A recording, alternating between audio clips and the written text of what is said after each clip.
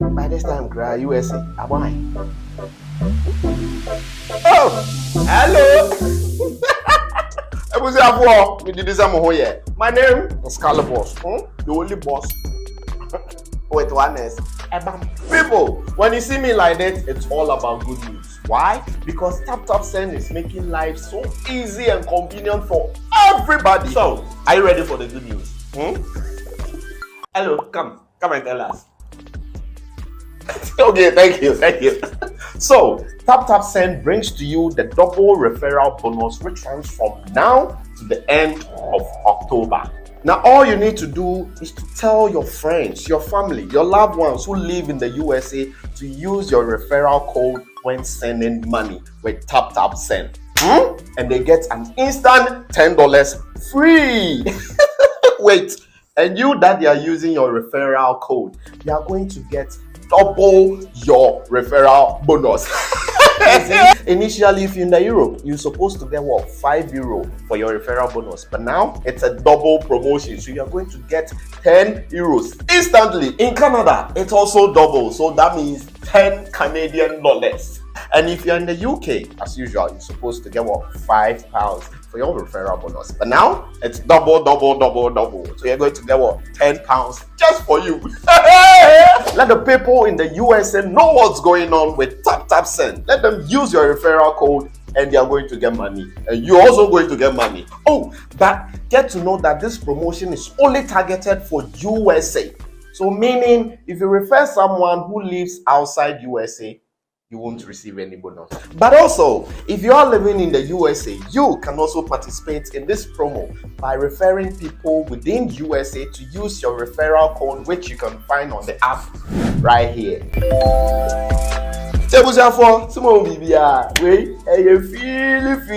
With Tap Send double referral bonus promo. It's a win-win affair. Download Tap Send now on Google Play and App Store. Tap Send. It's secure, convenient, easy, and fast.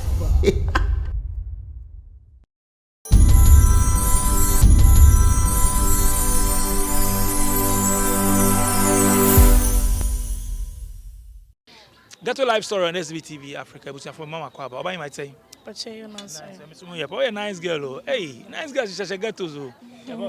but you're from Mabna. Mabna. Abna Florence. Abna Florence. Abna Florence. If you Kumasi. Hey, I don't know Kumasi for my address. Kumasi person enough. In Francois Bois. Oh, okay. No be free Kumasi. Then I know be PO. Accra. And Obada Ben. Oba Accra da Ben. I check by Mirific Accra. By how many years? Many 5 years or 5 years. Wow. You check Kumasi. You're not there now. Kumasi de na me go school. No go school. What me we school? JHS. Like na me of me can say class 5 classes more. Class 5 classes. We're too young. Class 5 classes. Then about ultimate jai. Me kotina papa be family from mama nchen. And I'm kotina nchen Christian kwanta. Tina me tin nchen ko school kakra sa na mama ka baby. Wan kan chere me. Tina now sometimes na mama nyim.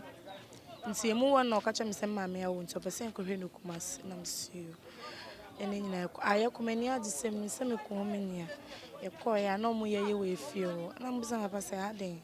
E den na esi omo ye wa ase. Wanka eti me na omo de metu no.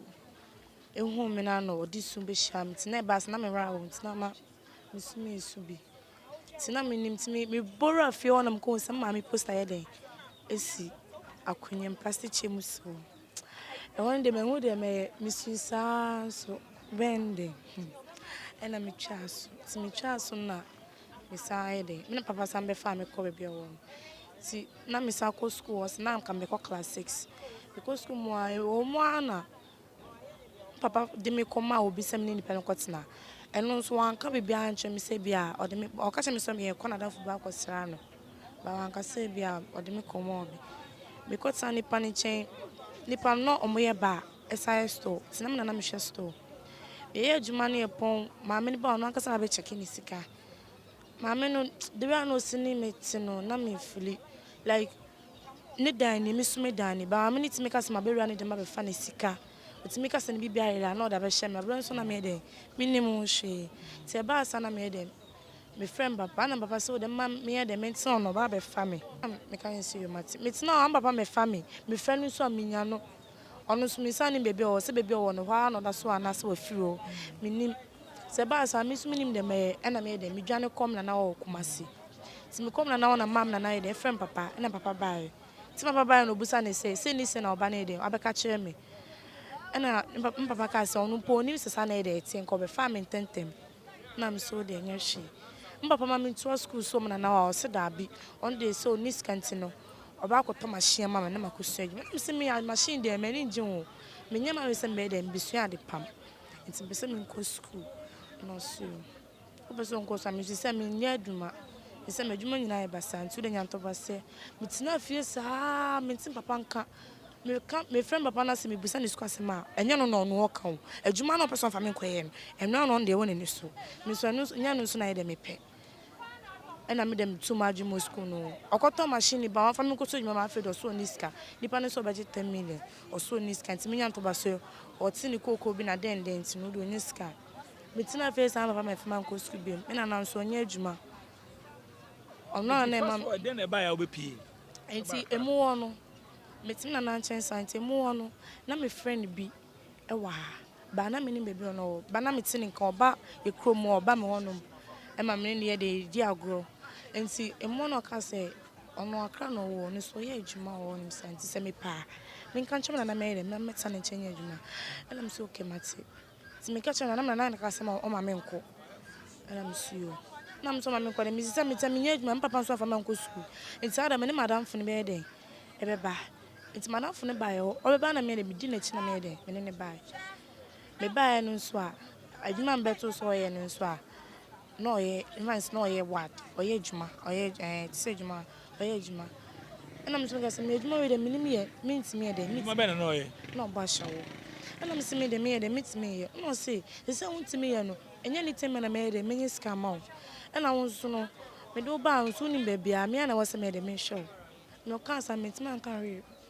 ena edu enyimla na o ma me hota hye na no so ahye bi ni ma fa ba ga mo ko ni ekokro sata na we di be say oh na me so na mo be 14 years na me so enti ekokro ma no a kire me so no bi ko say ya obo price na bi 100 cedis a se nipa nka so obo ma 50 a so pa na waji on person no account so am see you tinga kan krasa na fe mi nye ska de to aduane enya bi to tare hye first time I only be my bed because 14 years and it's 14 years now break you virginity 13 years only be my bed and net is saying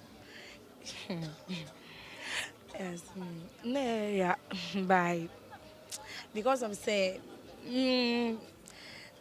na now be found first time no break you virginity but who say we virgin it then no catch up o ka che me say nka me nkofi bye me so me kofi nso a me na na onye adwuma papa nso me friend na on fa o ye no style ti me ka se me kotine fie a emwa me nti na wose me de mentina ya na se me na ma peska na ma kofi de a enu mu be because me kofi na no ma miska ntaduane oniska me ma me nketo ma na ebo na managedi me so me de me problem ko to no so de a see on fear saying mo 19 me ko 20 19 it started sad way be ban say o 6 years it's no na we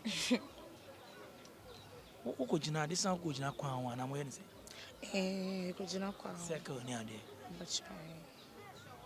na why is had you almost since 5 and 6 years ni onye ska bi wo oh say mo encouraging so ka home menya ska o ska de menya bebre by encouragement ma fa ye bibia by this time there me say viska kakra na wo yes had you a wo se onye ska yi I don't know one start is obey business for na so be jai ama mutim because that me oda ama mutim because that time menya bebenya na mfo bebre so nti etimi pie ko boile e bia nti miskina ba no e ma mutim say menye bi say ala say timi de boile ni chili na na eme de how did you any who smoky onum bibi den oh me smoky me no akọ and so ba na wadan fo no be kire o ai to get to one na oh ba me pacho smoky ni de enya ha say kuma say me friend bi and a tray me kumas as a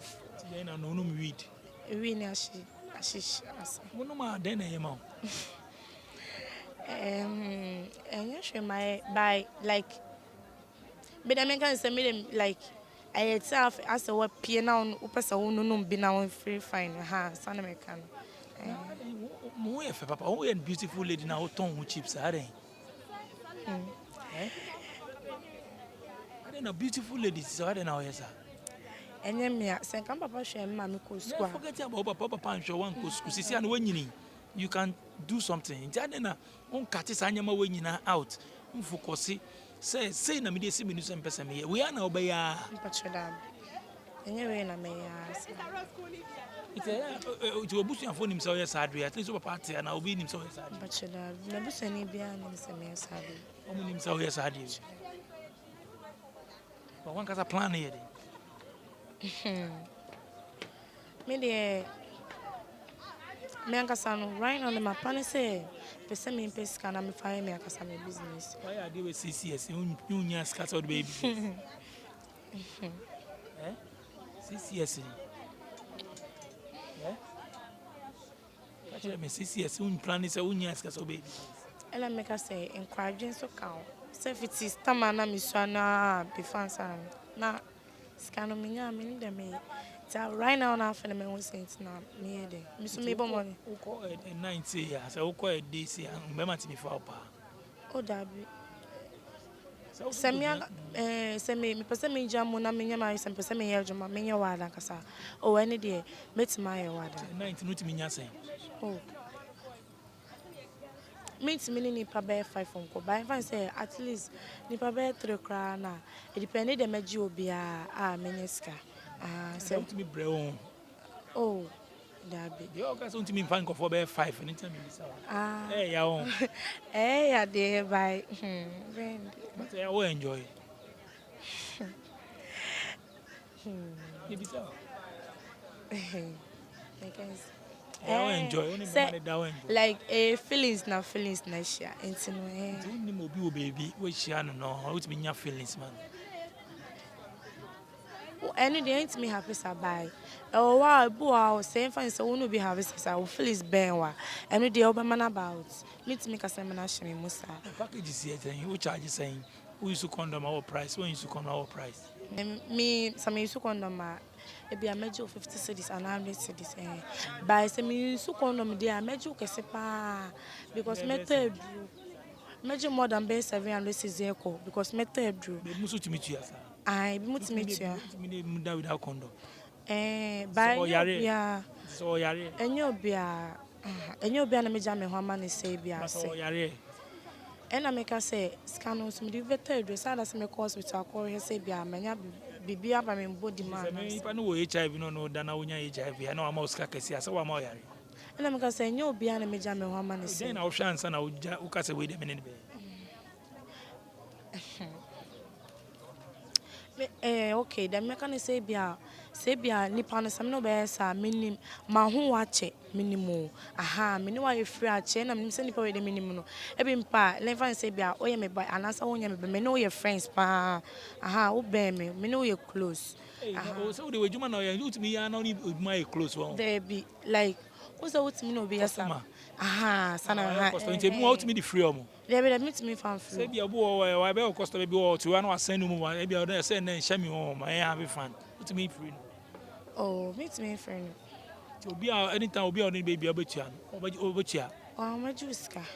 Medical music and son, I'm why. The musu to me no want to be discounted. Boy, no baby, one for sick amount. Miss Magic music and son, I'm why. Or experience and only be my common only Johnny Pain.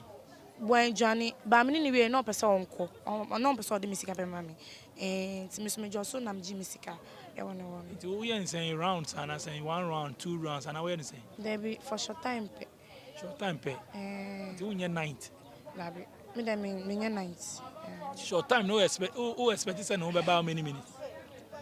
And how many minutes in so no? Me charge you be so account say. How many minutes say? Me charge you be account. Yeah, obu say be 1 minute man, 2 minutes man, na no but obu so 30 minutes, obu also 1 hour. And so no what charge me near starting to nim my one day. So make us say nipa no so ya na so ho mai na acha me magis can be asaka ho say be ya ho beba because ho ama na dis kana imagine still would me a me mpini I was say me gibi nka ho sa no ho ba me wo say magis can say I see. Into me hearing Crawford's how. me le bye. Me say me no we ko no medical come what I say. Be fancy na me no wako. It is easy no or plans here then. Why is I do you actually say cash in your plans here then? Oh, right now me plan say me say me some right now me nyaka is here na me say me to container small one na me ankasa say provisions na me ya na tare na me tunton and me You know, I'm person to container. No what on provisions. but Now provisions one that you say move. Eh? You got I don't know pay other person to container. Say our land I be container. It is and the land container no crowd nya crab be o be see cry problem. Eh? There are so many things obetimi akosua nsa na odwuma bi ana bibia be boa no. Ana say wonu ma bi. That be yes how. Say yeah no so a e bia mesua hairdresser makeup ne more she nails ne eyelashes. No. Anyway, and then final message. Then I'll catch a young ones before me jaw. Say life only the beautiful lady to say beautiful lady. Oh yes, I do. Can be trained.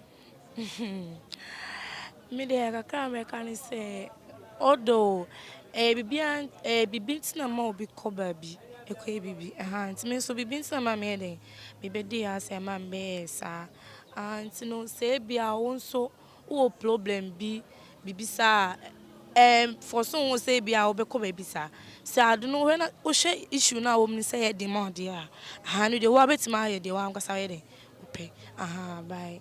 I don't know who will take his hard decision. Sometimes I don't hear by men. It is yes, our papa who say we now, then I'll be where then. Then I'll be. Meet me carry. Make sure say one whom me send me yesterday.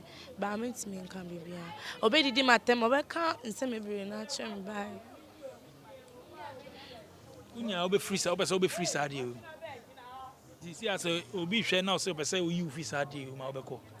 Obi, I may or fear you, baby, or person what's now, or more, you may be free. Oh, may What about drugs? Oh, Major. Oh, Kanika, so women. Oh, my mini. Seminia, so like me free, Mona Mania be a me who better me. Oh, I'll stop everything. Better Black Flores, I saw Yam Ronia Casawo, a ghetto life story, sad story, Uti. You know, I'm sure you're sharing in a some share programs and a disunion there into share program now. It's young there with 2 years for. I will for once the baby and make cancer day, we say. Make us say bad parenting and our friends. Meaning, say, be more to me with bad friends, but he influence you. But PS time is our time and I before teens, 13, 12, 13, now about 18 near the end. So when you call Bawa on, the ever catch any be obey. Bauman good training now. Obi can know who's on your way, you know, be catch and Obi Trina was at him side end of that. Into Mumma careful. Beautiful lady pa. Oh, mommy, no more heavy. Beautiful lady, young girl. Anyway, you ain't been judged. You ain't a good so share with me. And I'm a Sumafo who share. Send a bear, I bet me a one. If I'm DJ, Madam Production team as DJ Click Sharon, and I get to live story. So, hope I saw boy, and I'm the whole screen. Send me voice note and answer WhatsApp message. Yeah, the more beba. New season. 2 years ago, I'm a more of hard drug addicts. But this time, a new one, Magum. It's the more ones, beba. To Macram. Running errands in Ghana? Don't worry anymore. Sumafo is a mobile app that enables you to run errands in Ghana in a safe, affordable, and fast way. Our services are caring and assistance services. We'll visit your elderly relatives and connect them to needed healthcare. Errand services will buy and send groceries, birthday cakes, supplies to homes, offices, and schools. Confirmation services will provide third-party confirmation video for contractors' work, and personal representation services will represent you at functions such as funerals and marriages. Download the Sumafo app on Google and iOS stores and enjoy the convenience of running errands in Ghana at your fingertips. Sumafo, send your love home. Welcome to Second Generation IT Group. Hello, my name is Ferdinand Asamoah, Director of Second Generation IT Group. We've been in business for the past 5 years, and we have a lot of clients who have come through the school and they're doing pretty well. We offer 18 weeks of cyber course, which runs for every Saturday from 10 a.m. to 2 p.m. And people ask, why Second Generation IT Group? Yeah, we offer different courses in cyber. Cyber is kind of big, so we offer risk management, we offer FISCOM, we offer cloud computing, we offer pen testing, and we also offer Splunk. Courses are offered virtually. It doesn't matter where you are in the world, and you can just join the course without any. It's very convenient for everybody. You can reach us on our social media. You can reach us on Facebook, you can reach us on Instagram, and you can also reach us on our website, which is secondgenerationitgroupllc.com, the company that provides beyond excellence.